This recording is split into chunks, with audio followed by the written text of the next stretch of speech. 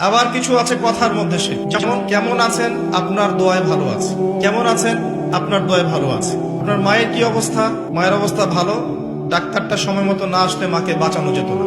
যাত্রা কেমন ছিল, জার্নি খুব ভালো ছিল, ড্রাইভার অনেক ভালো ছিল, ড্রাইভারের দক্ষতায় অ্যাক্সিডেন্ট থেকে নিশ্চিত অ্যাক্সিডেন্ট থেকে বেঁচে গেছে। আমি না থাকলে কাজটা হতো না, ভাগ্যিস আপনি ছিলেন, না হলে আমার এই বিপদ থেকে রক্ষা হতো না।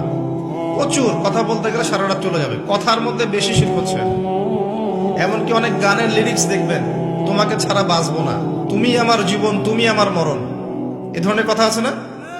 আসমান জমিন চন্দ্র সূর্য সব তোমার, তোমার জন্য চাঁদ নিয়ে এসে দিব, চাঁদে বাড়ি বানাবো, কত কথা। এই শিরিক এবং তাওহীদটাকে শেখেন।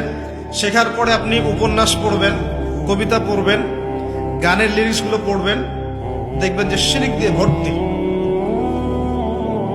এমনি এমনি আল্লাহ পাক বিষয়গুলোকে হারাম করেন না, এখানে শিরক আছে, অনেক ক্ষেত্রে কুফরি কথা আছে, অনেক ক্ষেত্রে আবার ভক্তি প্রদর্শন করতে গিয়ে অতি ভক্তি হয়ে যাচ্ছে, আর হারাম ইনস্ট্রুমেন্ট তো আছেই। সব মিলিয়ে এই বিষয়টা হারাম। তার উপরে আবার এটা আপনার সময় কিল করবে এবং আপনাকে আল্লাহর জিকির থেকে সরিয়ে দেবে। যখন আপনি এগুলোর মধ্যে ডুবে যাবেন, ওই মোমেন্টে আপনি আল্লাহকে ডাকতে পারবেন না, ওই সময়টা ওরা খেয়ে ফেললো। সব মিলিয়ে বিষয়টা হারাম। তো এরকম কথায় অনেক শিরক হয়। তো বেসিক কথা হচ্ছে, তিন ভাবে শিরক হতে পারে: আপনার কথায়, আপনার কাজে এবং আপনার চিন্তায়। কথা, কাজ এবং চিন্তাকে বিশুদ্ধ করতে পারলে তাওহীদ প্রতিষ্ঠা হবে, এবং তাওহীদের উপর থাকলে পরেই উম্মার কল্যাণ আছে। আল্লাহ পাক আমাদেরকে তাওহীদে থাকার তৌফিক দান করুন। যারা শিরক মুক্ত অবস্থায় কবরে চলে যাবে ইনশাআল্লাহ, তারা উত্তর দিতে পারবে যে রব্বি আল্লাহ, আমার রব হচ্ছেন আল্লাহ। যখন দ্বিতীয় প্রশ্ন করা হবে মা দীনুক, দুনিয়াতে যারা দিন ইসলামকে ঠাট্টার ছলে গ্রহণ করেছে, হাসি তামাশার, ইসলামের কিছু অংশ ভালো লাগে গ্রহণ করেছে, কিছু অংশ ভালো লাগে না গ্রহণ করে নাই, যতটুকু করলে কোনো সমস্যা হয় না করে, যেটা করলে সমস্যা হয় করবে না, ইসলামকে পরিপূর্ণ জীবন ব্যবস্থা রূপে বিশ্বাসই করে না, মনে করে ইসলাম এই যুগে চলে না, ওই যুগে চলতো, ইসলাম সেকেলে ব্যাকডেটেড, এখন আমরা আধুনিকতার সময় আছি ইত্যাদি, ইসলামের সব বিধান এখন আসলে প্রযোজ্য নয়, এগুলো আগে চলতো এখন হয়তো চলে না। যদি ইসলাম সম্পর্কে এমন ধারণা থাকে মানুষের, সে উত্তর দিতে পারবে না যে মা দীনুক, তোমার দিন কি। যারা পরিপূর্ণরূপে ইসলামকে গ্রহণ করেছে মননে, ইসলাম একমাত্র জীবন ব্যবস্থা যেটা আল্লাহর কাছে গ্রহণীয়, এবং এখানে প্রত্যেকটা বিষয়ের সমাধান আছে। হ্যাঁ, আমি হয়তো আমল করতে পারছি না বা বাস্তবায়ন করতে পারছি না, কিন্তু আছে ইসলামের মধ্যে, এই আকীদা ঠিক আছে। আমল আপনি করতে পারবেনও না, এখন যে যুগ চলছে, এই যুগে আপনি পরিপূর্ণ ইসলাম পালন করতে পারবেন না। বড় গলায় বলে আসলে লাভ নেই, খুব বড় গলায় বলে লাভ নাই যে আমরা সবাই পরিপূর্ণ মুসলিম। যদি এটাই সত্য হতো তাহলে আমাদের আজকে অবস্থা হতো না।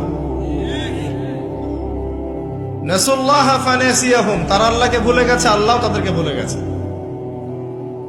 অনেক আয়াত আছে, আমি আস্তে আস্তে ওইদিকে যাব। আজকে আমাদের যে অবস্থা পুরো বৈশ্বিক প্রেক্ষাপটে, এর পিছনে আমরা দায়ী। মূলত আমরা ছাড়া দ্বিতীয় কেউ দায়ী নয়। শত্রু, ইসলামের শত্রু যারা, তারা তো শত্রুতা করবেই, তাদেরকে দোষ দেওয়ার তো দরকার নাই। যে আপনার শত্রু, সে শত্রুতা করবে, সিম্পল। আমরা আমাদের কাজের কারণে যখন ওদেরকে সুযোগ করে দিয়েছি, তখন আমরা সবচেয়ে বড় অপরাধী। আলাইকুম আনফুসাকুম, আল্লাহ পাক বলেছেন, তোমরা নিজেরা নিজের নফসের আগে খবর নাও, নিজের নফসকে ঠিক করো।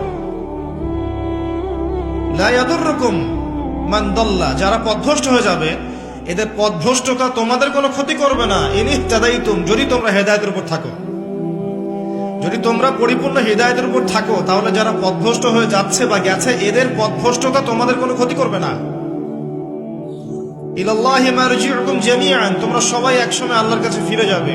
ফায়ুনাব্বিউকুম বিমা কুনতুম তা'মালুন, আল্লাহ পাক জানিয়ে দেবেন তখন তোমরা কি করেছে। এই আয়াতের মধ্যে সব কারণ এবং ওষুধ দেয়া আছে, সিচুয়েশনের কারণ দেয়া আছে, যে আমরা নিজেদের ফিকির করা বাদ দিয়েছি, সবসময় অন্যের ফিকির করি, অন্যের সংস্কার, অন্যের ইসলাহ, অন্যের দোষ ধরা, অন্যকে উন্নতি, অগ্রগতি, প্রগতি, এগুলা চিন্তা করি, নিজের বেলায় খবর নাই।